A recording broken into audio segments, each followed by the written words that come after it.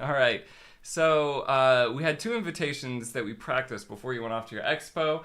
An invitation to people who are already familiar with you to, I think, do some kind of recording, right? And then an invitation to people you're getting to know to join your email list so you could email them some tips. Yep. And I ended up not meeting anybody really that I didn't already know.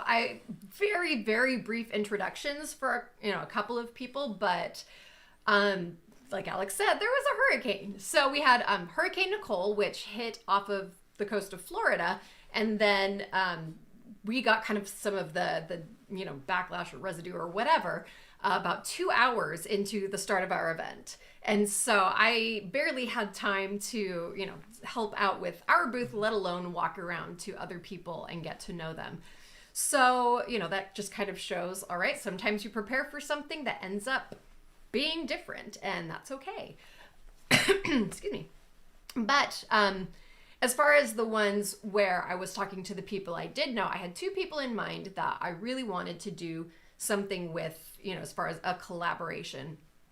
And I approached them in very similar ways, I think, to what we had talked about as far as, this is what they have going on. Here's something I would like to do. Is that something you would be comfortable with? And so for one of them, especially because she was supposed to perform at this thing and wasn't able to, I wanted to find ways to help her still get her presence out there, because she really just wants to share Japanese dance with people.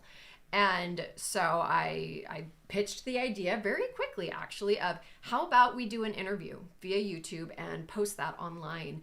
And I can, we'll do it in English so that you can reach that audience, and I can help if there's any, places where she's having trouble expressing herself. And she sounded so excited about that. So it was really nice and really, just good to confirm that. And then the other person is I was wanting to do something like an English lesson that we could then post online.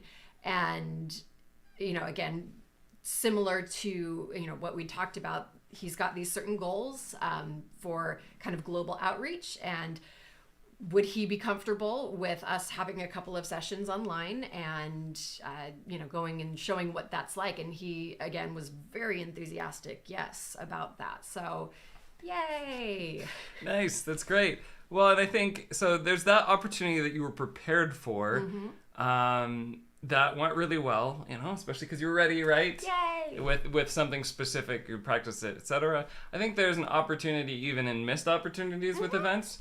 And so an example of something you might be able to do is, a lot of people are just going to be like, well, there's a hurricane. Oh, that's sad. Move on with my life. Yeah. But there might be a few people still searching about the expo.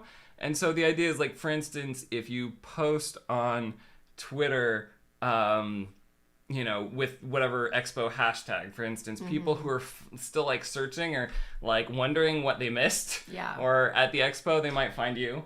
It might be people who went there, it might be people who weren't going there, but like were like, what happened? Yeah. And so if you're one of the few sources of people that's actually posting something, right, then they can find you on social media. And then you could also search yourself for like terms related to that to see if anyone else is posting about it and connect with them over that. Because the missed opportunity is as great, almost as great a bonding experience as being able to go meet. So I think there's an opportunity for outreach there. Definitely.